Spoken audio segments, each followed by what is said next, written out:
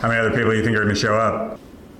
0 others? Because of a snowstorm coming in, the university's canceled everything starting at noon, but my Learning to Fail class actually starts at 11:45. So I think there's a big question of whether or not that means we have class or we don't have class. But because this is an entrepreneurship class exploring things like failure and ambiguity, I figured rather than telling my students whether or not we have class, I would just not tell them anything.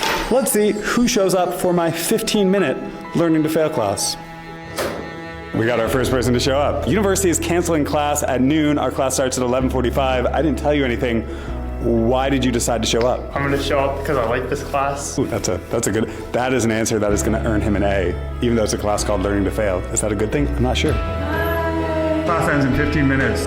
Why did you still show up? Because it's 15 minutes. 15 minutes of knowledge acquisition. Talk about priceless. Wait, you don't have class. Are you going to just show up in case you did? What's the worst that could happen? I like that perspective.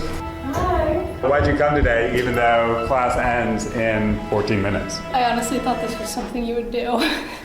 I've become too predictable, but they guessed right. That's weird. 4 students out of 21.